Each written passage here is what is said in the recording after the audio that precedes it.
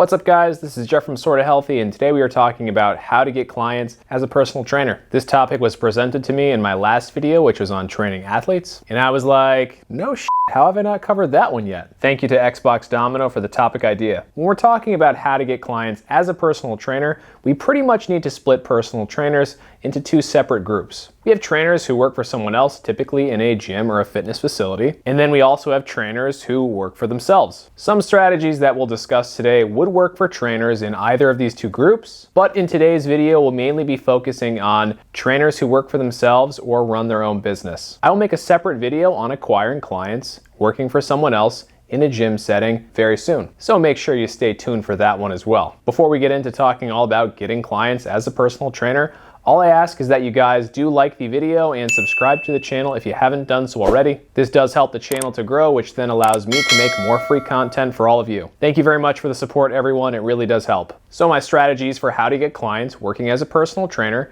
in today's video are in no particular order. So let's start things off by talking about social media. In particular, we'll be talking about Facebook and Instagram. When it comes to acquiring clients in 2020, if you're not using social media to its fullest, plain and simple, you are missing out on a huge percentage of possible clients and prospects. In today's video, we are primarily discussing how to acquire one-on-one personal training clients in person. I would say that almost all of these techniques would also work for virtual personal training or training clients via webcam, and that would be because the demographics for those two groups are very similar. These are not strategies for online coaching or online personal training. Although many of these strategies would work for online coaching or online personal training, that is a different target demographic, and I would give different advice for going after those clients. And because today we are focusing primarily on one-on-one personal training, Facebook is most likely to be the most important social media platform for us to discuss. So I'm a millennial, I'm 30 years old,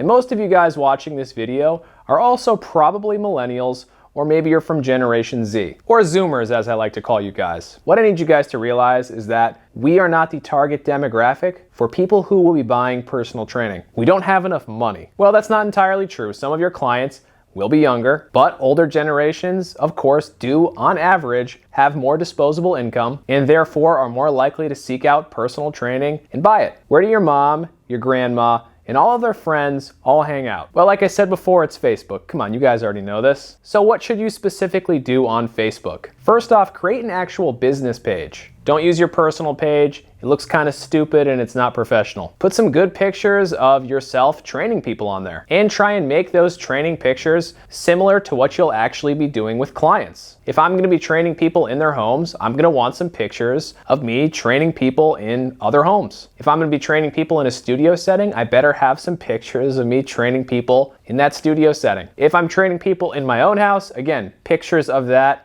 will be very helpful. And honestly, guys, don't slouch on the pictures. Make sure you have some good pictures of whatever kind of training you'll be doing. Get some reviews on there ASAP as well. If you have to train some friends and family members to get your first few reviews, obviously do it. Make sure all relevant information is on there, the correct phone number, the correct address, the correct email address. Also, of course, your actual business name should be on there. And for the love of God, do not pick a stupid business name. Once you have all of that set up, try and get your friends and family to like your Facebook business page. Having some likes already on your Facebook business page will make it less awkward for future people to also like that page. It's kind of that dumb unspoken rule where no one wants to be like the first person to like a page. Yeah, that happens on Facebook, so definitely make sure you get your friends and family to support your page first. From there, join local Facebook groups. In my town, there is a Facebook group that has more than 30,000 members. The surrounding towns all have similar groups too. I post articles, testimonials, blog posts, reviews, all kinds of cool things into these different local Facebook groups. If anybody in these local groups has a health or fitness related question, of course, I'm the guy to answer that question as well. Creating content for these local Facebook groups is a decent amount of work, but I know that some of these local people will find some of my posts helpful. And of course, in the long run, I know that it's going to end up getting me extra clients. For in-person training, I don't use Instagram quite as much, but we put as much valuable content on there as we can for all of our clients and prospects as well. My next way of getting clients working as a trainer for yourself is to create a local network. You should know and have a good relationship with some local physical therapists, some chiropractors, some massage therapists, dietitians, and anyone else who you feel their skills would be relevant to you and your business. Email or call these other local professionals and try to build a connection with them. Start things off by introducing yourself and telling them what you do. Tell them that you're interested in their business and that you've heard good things about what they do, and then ask them if they'd like to meet to discuss business. Assuming that you made a good impression on this fellow professional, well, if they know of somebody who needs a personal trainer, you're the guy or girl that they're going to send that person to. And of course, if I meet somebody who needs a physical therapist, I'm also going to send that person to my new physical therapist buddy. You can even take this a step further. A lot of trainers will oftentimes make deals with local massage therapists. Maybe you and a local massage therapist could come to an agreement where all of your personal training clients get a discount on massage therapy, and all of their massage therapy clients get a discount on personal training. The possibility with different arrangements like that are endless. Even small things like leaving your business cards at other local businesses, or just whenever you get the chance, letting local people in town know who you are and what you do. Those little things do add up over time, and they can make a pretty big difference. Incentives programs are my next strategy for getting clients working on your own as a personal trainer. I briefly touched on this before, but when you first start out working as a personal trainer on your own, it is incredibly important for you to get some good reviews on Facebook and Google. Unfortunately, you're almost certainly going to have to incentivize people to leave you reviews on those two platforms. Simply put, the average person, even if they really like you, is not going to go out of their way to leave you a review. As a local business owner, honestly, sometimes it makes me kind of sad, but it is something that you come to terms with pretty early on. And I think you come to the realization that the average person just doesn't think about leaving a review. That's just not something that even crosses their mind. Okay then, so how do we get them to leave reviews on our Facebook and Google pages? Well, if your training business is new, honestly, one of the best things to do is just say, okay, anybody that's willing to leave me a Facebook or Google review, I will give you a free personal training session. Or if you're not interested in doing something like that, go to the local protein smoothie bar or whatever. Buy a whole bunch of $10 gift cards to this protein smoothie bar and just start giving them out to your clients. Say, hey, here's this gift card. Thanks for being such an awesome client. If you wouldn't mind leaving us a review on Facebook or Google, that would be really nice and helpful. Now they're gonna kind of feel like they have to leave you that review, so it's probably gonna happen. Plus, you look like a nice guy. You just gave them a gift card. I mean, who doesn't like a nice gift card to get a protein smoothie? We all like that, come on. Again, guys, the possibilities here are endless, so use your imagination, but get those reviews early.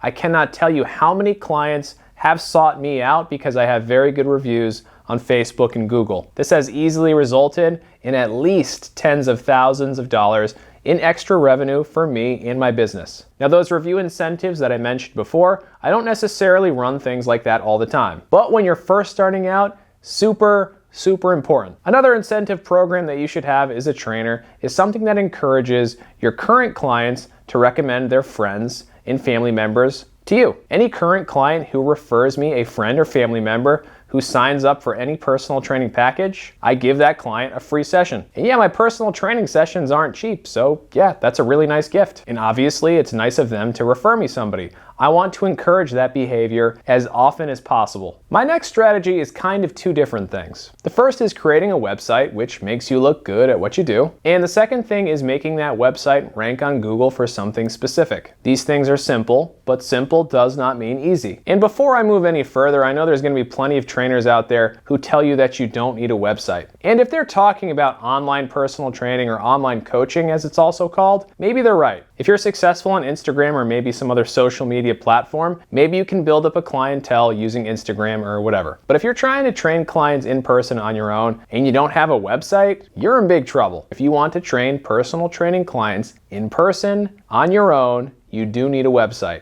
I mean, at least if you want to run a successful business, which why would you not want to run a successful business? Anyways, there's a whole bunch of good website builders out there. Weebly, Wix, Squarespace, WordPress, the list goes on. Weebly, Wix, Squarespace, and many others are drag and drop templates that give you the ability to create good-looking, functional websites in just a few hours. I have several high-performing websites that I created with Wix. They look good and they are simple and effective. They also rank pretty well on Google, so if that's a concern that you have with using Wix, it has not been an issue for me. When you first start out, you're going to want to pick a specific search term to rank for. You'll be the new kid in town, so it's going to be hard to rank for very competitive search terms like gym in Southington, Connecticut. Personal training Southington, Connecticut is a much less competitive search term, and because obviously that represents what I do, I'm gonna go with that one because I know I can rank for it. Again, Southington, Connecticut being my location, obviously you'll be in a different location, so make sure you do personal training and then in your location after that. That's what you wanna rank for. Now again, that's only one strategy that you could use. Let's say I live in New York City. To rank for personal training New York City is gonna be pretty hard. So obviously that strategy probably isn't going to work very well there. Maybe in that instance, I want to rank for in-home strength training New York City. And I will keyword my website to rank for in-home strength training New York City. If I build a nice website and get a little bit of traffic to that website, I actually might have a shot at ranking for that. So how do you make your website rank well on Google for a specific search term? Well, that's a video all in itself, and I'd be happy to cover that one if you guys are interested. One thing to focus on is putting keywords or phrases into your website often where it makes sense. My last strategy is paid advertising, and I am mentioning this one last because for my entire first year of owning a personal training studio, I did no paid advertising. Beyond that first year, I have done a pretty good amount of paid advertising, and I do pretty much all of my paid advertising again on Google and Facebook. Don't bother with Yelp or any of those other platforms out there. Honestly, guys, they are pretty much garbage. Basically, I run these Google and Facebook ads on a semi-regular basis, and for the most part, they work pretty well. Setting up ads on these two platforms, again, that's a video all in itself, and if you guys are interested in seeing that, let me know down in the comments, and maybe I can make that video at some point. I can tell you from experience, though, that Google ads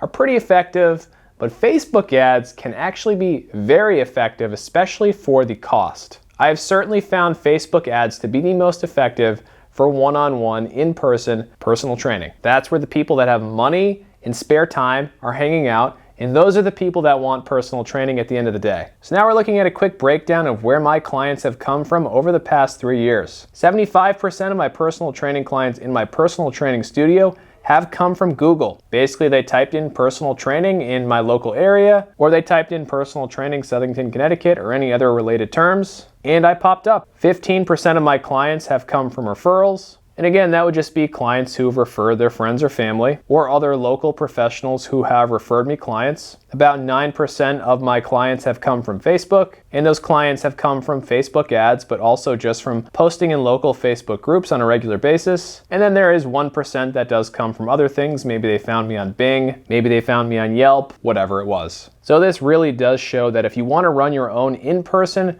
personal training business, you do have to have a really good website, and you do have to rank on Google. Plain and simple. So there we have it, guys. 5 strategies for acquiring personal training clients working on your own. Do you guys have any questions on anything that we covered today? If you do, of course, leave a comment down below and I will answer that question for you. Do you have a good topic idea for my next personal training education video? Same thing, leave me a comment, maybe it'll happen. Like I said before, I am not done discussing this topic. I will definitely create a video for those trainers who work in gyms or fitness facilities, working for somebody else, on how they can go about acquiring clients as well. So make sure you stay tuned for that one. And if you guys haven't liked the video or subscribed to the channel yet, please do, because it does help the channel to grow, allowing me to make more free content for all of you. Thank you very much for watching, everybody, and I'll see you in the next video.